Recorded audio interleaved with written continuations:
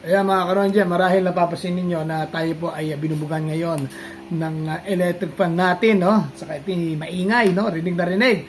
So ang gagawin po natin para mawala po itong ingay na ito ay kakabitan po natin ang ating smartphone na siyang pinabibideo po nito ng ating TNW wireless lavalier microphone. Ito po yung trending ngayon sa TikTok at alamin nga natin kung bakit. Kasi alam nyo ito, murang-mura po halaga nito. Wala pa 350 pesos itong hawak kong ito. Pero pakinggan po natin kung tama po ba ang kanyang presyo para sa kanyang performance. Okay, gawa lang po tayo ng konti unboxing dito mga karonjen bago po tayo mag-audio test using our TNW wireless lavalier microphone.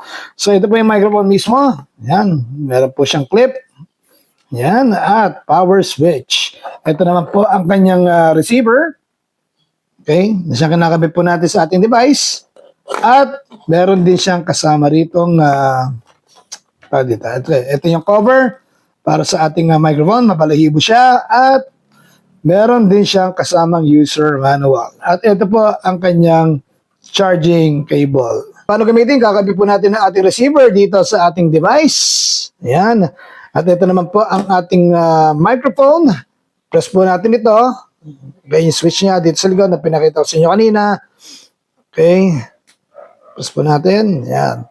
So, pag nag-green na po yan, ibig sabihin po niyan ay pwede na kayo mag-record. At naka-activate na po ang ating noise reduction feature. Okay mga karonjeng, mapapasin ninyo ay hindi na naririnig sa background itong buga ng hangin ng ating electric fan. Boses ko na lamang ang inyong naririnig. Okay, so ito pong ating TNW wireless microphone ay nakakalaga ng wala pa 350 pesos. Murang-mura lamang po ito. Kaya kung kayo sa serious content vlogger or content creator, I highly recommend this wireless microphone. Ito po siya.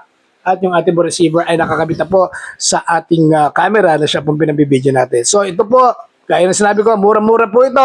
Wala pa hong 350 pesos ito mga karonjen. Kaya ano pang inaantay nyo? Aba, i-add nyo na sa Yellow Basket.